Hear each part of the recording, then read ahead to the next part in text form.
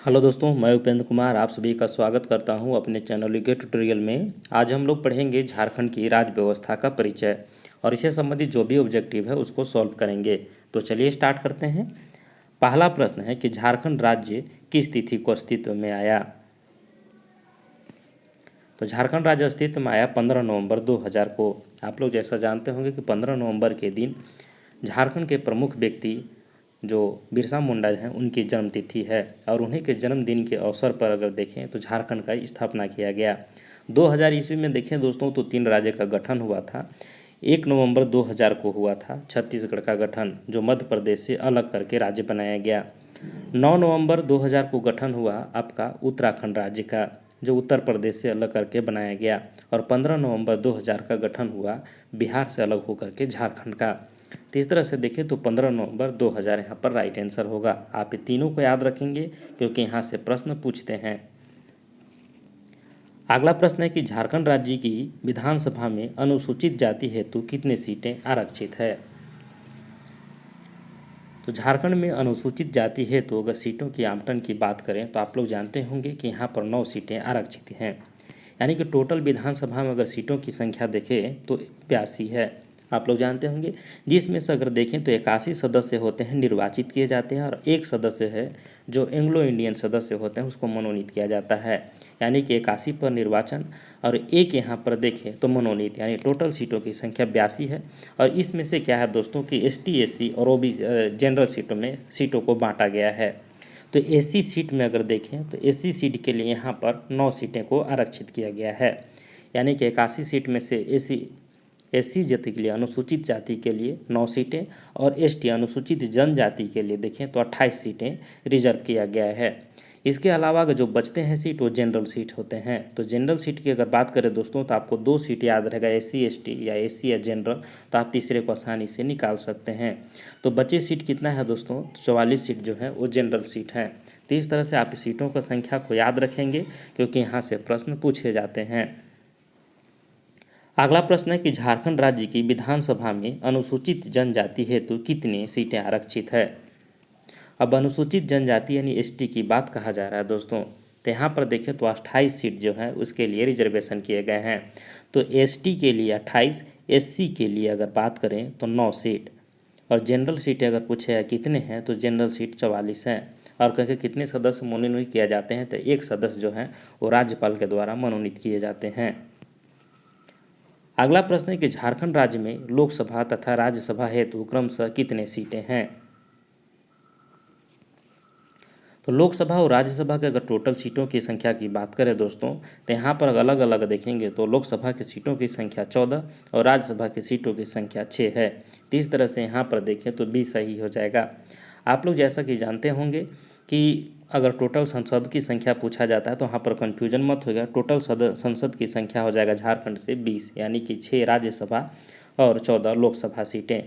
यहाँ पर भी देखिए दोस्तों तो लोकसभा में क्या होती है कि सीटों का बंटवारा होता है एससी, एसटी और जनरल सीटों में। तो इस तरह से देखें तो 14 सीटें जो हैं वो बंटवारे हुए हैं और 14 सीटें में अगर देखें तो एक सीट जो है वो एससी जाति के लिए है और वह क्षेत्र है पलामू का संसदीय क्षेत्र। इसके अलावा देखें तो 5 जो सीट है वो एसटी कैटेगरी के लिए आरक्षित है। तो आप याद रखिएगा कि टोटल जो सीटें आरक्षित हैं ये एससी के लिए 1 और एसटी के लिए 5 और जनरल जो सीटें बचते हैं दोस्तों वो बच जाते हैं आपके 8। तो 8 सीटें जो हैं वो जनरल सीट हो गए, यानी कि 8 और 6 14 सीटें टोटल हो गए। इस तरह से अगर राज्यसभा का देखें दोस्तों तो राज्यसभा में सीटों का बंटवारा नहीं होता है कैटेगरी में, क्योंकि राज्यसभा के सदस्य होते हैं वो राज्य का नेतृत्व करते हैं और लोकसभा जो होते हैं किसी क्षेत्र विशेष वर्ग के लोगों का ही नेतृत्व करते हैं। इसलिए लोकसभा की सीटों को कैटेगरी वाइज बांटा जाता है।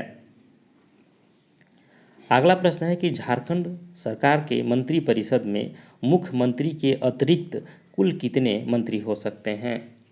तो यहाँ पर देखें तो मुख्यमंत्री के अतिरिक्त पूछ रहा है तो कन्फ्यूजन मत होइएगा। तो मुख्यमंत्री के अतिरिक्त अगर देखें दोस्तों तो 11 मंत्री हो सकते हैं। और कभी प्रश्न पूछेगा कि मुख्यमंत्री सहित कितने हो सकते हैं तो आप उसमें 12 करेंगे। आप लोग जैसा जानते होंगे कि 2003 में 91 संविधान संशोधन लाया गया था। उसमें यह बात कही गई थी कि जो भी लोकसभा की सीटें होंगी या विधानसभा की सीटें होंगी उस सीटों में से टोटल सीटों की अगर देखें तो 15% से ज़्यादा मंत्रिपरिषद की संख्या नहीं हो सकती है। तो इस तरह से अगर झारखंड की टोटल सीटों की संख्या देखें तो 82 है, और 82 का अगर 15% निकालेंगे दोस्तों तो 12 ही आता है, 12 कुछ आता है, तो 12 भी हम लोग यहाँ पर देखेंगे, यानी कि 12 सीट ऐसे है। और एक क्राइटेरिया यहाँ पर ये भी निर्धारित किया गया था, जो 91 संविधान संशोधन लाया गया है उसमें, कि जो छोटे राज्य हैं, जैसे कि मान लीजिए सिक्किम की विधायकों की संख्या वहाँ पर 32 है। इसके बाद अगर देखें दोस्तों, जैसे गोवा की संख्या कितना है, 40 है। मिजोरम की संख्या 40 है। तो ऐसे ऐसे छोटे जो राज्य हैं वहाँ पर ये कहा गया कि न्यूनतम जो है आप 12 मंत्रिपरिषद को रख सकते हैं, यानी कि न्यूनतम संख्या की अगर बात करें तो आप 12 रख सकते हैं, क्योंकि 12 से कम मंत्रियों पर उसका विस्तारित नहीं किया जा सकता अपने मंत्रिपरिषद को। तो छोटे राज्य भी 12 कम से कम या अधिकतम 12 निर्धारित कर सकते हैं। और अगर देखें जो बड़े राज्य, जैसे कि यूपी की बात करें, तो यूपी के अगर संसदीय क्षेत्र अगर देखें दोस्तों तो बहुत बड़ा है, और वहाँ के विधानमंडल की अगर बात करें तो वहाँ के जो विधायकों की संख्या वो भी काफ़ी है, जैसे कि 402 सीटें जो हैं, अरे 403 सीटें वहाँ पर हैं उत्तर प्रदेश में।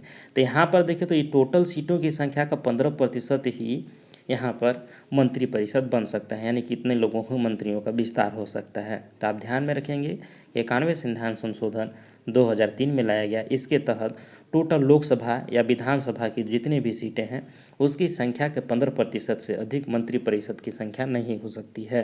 तो इस तरह से झारखंड में टोटल संख्या 12 है दोस्तों, और 12 ही रहेगा, इससे ज़्यादा नहीं हम लोग कर सकते हैं। अगला प्रश्न है कि भारतीय संविधान के किस अनुच्छेद के तहत झारखंड राज्य के गठन हेतु बिहार राज्य पुनर्गठन विधेयक पारित किया गया था। तो यहाँ पर आप लोग जानते होंगे दोस्तों कि अनुच्छेद 3 के तहत, क्योंकि अनुच्छेद 3 में कहा गया है किसी राज्यों का नाम में परिवर्तन, किसी राज्य को शामिल करना, उनका विस्तार करना, ये करने का अधिकार जो है वो संसद के पास है, और अनुच्छेद 3 के तहत वो नए राज्यों का भी गठन कर सकते हैं। तो इससे हो जाएगा। अनुच्छेद 1 जानते होंगे कि वो राज्यों का संघ होगा। अनुच्छेद 2 कहता है कि किसी भी राज्यों का प्रवेश करना, उसे संबंधी कानून बनाने का जो अधिकार है वो क्या है, तो संसद को है। तो अधिकार के बारे में संसद के यहाँ पर अनुच्छेद 2 में रखा गया है, और 3 में कहा गया है कि नए राज्यों को बनाना, उनका प्रवेश करना, जो सीमा विस्तार करना अनुच्छेद 3 के अंतर्गत किया जा सकता है। अगला प्रश्न है कि झारखंड राज्य के निर्माण हेतु किस तिथि को लोकसभा में बिहार राज्य पुनर्गठन विधेयक पारित किया गया था। तो यहाँ पर अगर देखें तो लोकसभा में पूछ रहा है दोस्तों कि बिहार राज्य पुनर्गठन विधेयक पारित किया गया था, तो आपको याद रखना है 2 अगस्त 2000 ईस्वी को। तो यहाँ पर इसका आंसर आपका सी राइट हो जाएगा। तो आप एक बार इसको याद रख लीजिएगा दोस्तों कि जो पहले हैं, जो कोई भी राज्य का नाम परिवर्तन करना होता है तो उस राज्य की अगर देखें तो जिस राज्य से अलग करके बनाना होता है तो वहाँ पर राष्ट्रपति एक आवेदन भेजती है, और उस आवेदन को एक विधेयक पारित करके वहाँ के जो विधायक होते हैं उसको पास करते हैं। तो इस तरह से अगर देखें तो 25 अप्रैल को बिहार जो था, 25 अप्रैल 2000, आप कन्फ्यूजन ना हो तो इसलिए 2000 भी याद रखिएगा। 25 अप्रैल 2000 को बिहार सरकार के द्वारा एक अलग राज्य हेतु बिहार राज्य पुनर्गठन विधेयक को स्वीकृति प्रदान किया गया, और इस विधेयक को पास होने के बाद जैसा कि संसद में भेजा गया, तो 25 अप्रैल को बिहार सरकार पास कर दी, और संसद में जाने के बाद सबसे पहले बिल गया लोकसभा में, और लोकसभा ने उसको 2 अगस्त को पास कर दिया। इसके बाद लोकसभा में पास होने के बाद वो बिल जाता है राज्यसभा में, तो राज्यसभा के द्वारा भी 11 अगस्त को पास कर दिया गया। तो आप ध्यान में रखिएगा। इसके बाद क्या होता है दोस्तों कि 25 अगस्त के दिन इसमें राष्ट्रपति जो होते हैं, जैसा कि आप लोग जानते होंगे कि कोई भी कानून बनने के लिए राष्ट्रपति की मोहर की स्वीकृति अनिवार्य है। तब 25 अगस्त के दिन राष्ट्रपति उस समय KR नारायणन जी थे, और इन्होंने स्वीकृति दे देती है अलग राज्य की गठन की। तो इस तरह से बिल पास हो जाता है। तो 25 अप्रैल को बिहार सरकार पास करती है, 2 अगस्त को लोकसभा, 11 अगस्त को राज्यसभा, और 25 अगस्त को देखें तो राष्ट्रपति के द्वारा स्वीकृति। तो संसद के तीनों अंगों, लोकसभा, राज्यसभा और राष्ट्रपति, इनके द्वारा देखें तो अगस्त में ही पारित कर दिया गया, 2 अगस्त, 11 अगस्त और 25 अगस्त को। तो आप इस डेट को याद रखेंगे। और उस समय जो हमारे प्रधानमंत्री थे वो थे अटल बिहारी वाजपेयी, और बिहार की अगर बात करें तो बिहार के उस समय मुख्यमंत्री थी राबड़ी देवी जी। अगला प्रश्न है कि राज्य की लोकसभा सीटों में से अनुसूचित जातियों के लिए कुल कितने सीटें आरक्षित हैं। तो लोकसभा सीटों की संख्या कितना है दोस्तों, तो आपको याद होना चाहिए कि 14 सीटें हैं और इसमें से एक सीट जो है वो एससी कैटेगरी के लिए यानी कि अनुसूचित जातियों के लिए आरक्षित है। तो एससी सीट, एक सीट क्या है आपका रिजर्वेशन है, तो यहाँ पर एक हो जाएगा। और कौन सा संसदीय क्षेत्र है भी पूछता है जो रिजर्वेशन है एससी के लिए, तो है पलामू संसदीय क्षेत्र, जो अभी वर्तमान में देखें तो बेडी राम यानी विष्णु दयाल राम जी अभी यहाँ से सांसद हैं। अगला प्रश्न है कि झारखंड राज्य का सबसे बड़ा संसदीय क्षेत्र कौन सा है। तो झारखंड राज्य का सबसे बड़ा जिला कौन सा है, तो पश्चिमी सिंहभूम, और पश्चिमी सिंहभूम ही सबसे बड़ा संसदीय क्षेत्र है। तो इस तरह से इसका आंसर यहाँ पर सी हो जाएगा। अगला प्रश्न है कि झारखंड राज्य का सबसे छोटा संसदीय क्षेत्र कौन सा है। तो झारखंड राज्य का सबसे छोटा संसदीय क्षेत्र है दोस्तों वो है चतरा, जिसे चतरा को जानते होंगे छोटा नागपुर का प्रवेश द्वार भी कहते हैं। तो इस तरह से चतरा सबसे छोटा संसदीय क्षेत्र और जो पश्चिमी सिंहभूम है सबसे बड़ा संसदीय क्षेत्र है। अगला प्रश्न है कि झारखंड राज्य के किस जिले के सभी विधानसभा क्षेत्र अनुसूचित जनजाति हेतु आरक्षित है, यानी कि कौन से ऐसे जिले हैं जहां पर एसटी के लिए पूरे विधानसभा की सीटें रिजर्व है। तो दो जिले हैं दोस्तों, गुमला और लोहरदगा। तो ए और बी दोनों हो जाएगा। दोनों जिले में अगर देखें तो जितने भी विधानसभा की सीटें हैं सभी सीटें अनुसूचित जनजाति के लिए आरक्षित किए गए हैं। अगला प्रश्न है कि झारखंड राज्य में मंत्रियों की कुल संख्या विधानसभा के सदस्यों की कुल संख्या का अधिकतम कितना प्रतिशत हो सकता है। तो मंत्रियों की कुल संख्या होगी वो विधानसभा के सदस्यों की कुल संख्या की अगर बात करें तो 15% से अधिकतम नहीं हो सकती है। इस तरह से इसका आंसर यहाँ पर बी हो जाएगा। ये संविधान संशोधन 91 संविधान संशोधन 2003 में लाया गया था दोस्तों। इसमें कहा गया था कि टोटल सदस्यों की संख्या होगी वो किसी भी राज्य का हो, वहाँ की विधानसभा के सदस्यों की संख्या या लोकसभा के सदस्यों की संख्या जितना भी है उसकी 15% से अधिक नहीं हो सकती है। लेकिन जो छोटे राज्य हैं जहाँ पर देखें तो सीटों की संख्या बहुत कम है, जैसे सिक्किम वगैरह में 32, गोवा में 40, तो ऐसे छोटे छोटे राज्यों के लिए निर्धारित किया गया है कि आप अधिकतम मंत्रियों की संख्या 12 बना सकते हैं। अगला प्रश्न है कि निम्न में से कौन झारखंड राज्य में सर्वाधिक बार मुख्यमंत्री के पद पर आसीन रह चुके हैं। तो झारखंड में सर्वाधिक बार मुख्यमंत्री के पद पर आसीन रहने वाले व्यक्ति हैं शिबू सोरेन और अर्जुन मुंडा। आप लोग जानते होंगे कि शिबू सोरेन या अर्जुन मुंडा ये दोनों व्यक्ति जो हैं 3 बार झारखंड के मुख्यमंत्री के पद पर आसीन रह चुके हैं।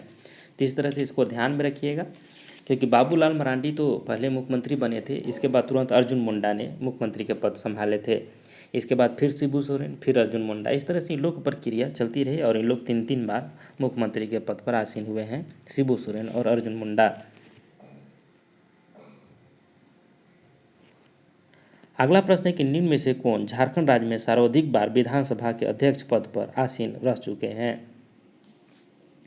तो विधानसभा के अगर देखें दोस्तों तो सर्वाधिक बार अध्यक्ष रह चुके हैं इंदर सिंह नामधारी। तो इसका आंसर यहाँ पर सी हो जाएगा। और ये भी ध्यान में रखिएगा कि इंदर सिंह नामधारी जो थे वो झारखंड विधानसभा के प्रथम अध्यक्ष भी थे। तो ये भी प्रश्न पूछता है कि प्रथम अध्यक्ष कौन थे, तो इंदर सिंह नामधारी थे। तो इंदर सिंह नामधारी जो थे पहले कार्यकाल के दौरान 2000 ईस्वी से 2004 तक विधानसभा का अध्यक्ष रहे। इसके दौरान इनको 2004 में फिर से नामित किया गया और फिर 2005 में इनको नामित किया गया। तो इस तरह से 3 बार इनका कार्यकाल रहा विधानसभा के अध्यक्ष के पद पर। अगला प्रश्न है दोस्तों कि शिबू सोरेन अभी तक कितनी बार झारखंड के मुख्यमंत्री के पद पर आसीन हुए हैं। तो शिबू सोरेन अगर देखें दोस्तों तो कितने बार आसीन हुए हैं, आपको पता होगा कि 3 बार ये झारखंड के मुख्यमंत्री के पद पर आसीन हुए हैं। तो आप इसको ध्यान में रखेंगे कि शिबू सोरेन 3 बार। हाँ, तो इसको डेट तो नहीं पूछेगा दोस्तों कब कब, लेकिन अगर आप याद रखना चाहते हैं तो रख भी सकते हैं कि शिबू सोरेन पहले बार 2005 में ही आए थे, लेकिन 10 दिन के न्यूनतम अवधि के दौरान ही इनकी क्या हो जाती है, सत्ता गिर जाती है। इसके बाद अगर दूसरी बार अगर देखें तो ये फिर से आते हैं 2008 में, और 8 से 9 तक लगभग 7-8 महीना का कार्यकाल रहा। इसके बाद फिर से आते हैं ये शिबू सोरेन 2009 में और 10 तक ही रहते हैं। तो बहुत कम दिनों का रहा है इनका कार्यकाल, लेकिन 3 बार बने हैं। अगला प्रश्न है कि अर्जुन मुंडा अभी तक कितनी बार झारखंड के मुख्यमंत्री के पद पर आसीन हुए हैं। तो अर्जुन मुंडा भी 3 बार आसीन हुए हैं दोस्तों। तो इसका भी आंसर बी हो जाएगा। बाबूलाल मरांडी के बाद तुरंत अर्जुन मुंडा आए थे और 2003 से 5 तक ये रहे थे। इसके बाद इनका कार्यकाल फिर से 2005 में आता है और 6 तक रहते हैं। इसके बाद फिर से अगर देखें अर्जुन मुंडा जी तो 2010 से आते हैं और 13 तक रहते हैं। तो इस तरह से इनका कार्यकाल रहा है। अगला प्रश्न है कि इंदर सिंह नामधारी अभी तक कितने बार झारखंड विधानसभा के अध्यक्ष पद पर आसीन हुए हैं। तो आप कमेंट करके बताइएगा दोस्तों कि कितने बार आसीन रहे हैं। आप इस चीज़ को देख लीजिएगा अच्छे से और इनका डेट कब कब रहा है ज़रूर बताइएगा कमेंट करके। और दोस्तों अगर वीडियो अच्छा लगता है तो दोस्तों को शेयर ज़रूर कीजिए। आपका पढ़ाई कैसा चल रहा है कमेंट करके ज़रूर बताइएगा। और दोस्तों अगर वीडियो के अगर आप शेयर करते हैं तो कमेंट ज़रूर कीजिएगा कि कौन कौन से दोस्तों ने इस वीडियो को शेयर किया है। और आप लोग का कमेंट पढ़ना मुझे बहुत अच्छा लगता है, इसलिए कमेंट ज़रूर किया कीजिए। धन्यवाद दोस्तों, मिलते हैं अगले वीडियो में। तब तक के लिए जय हिंद, जोहार झारखंड।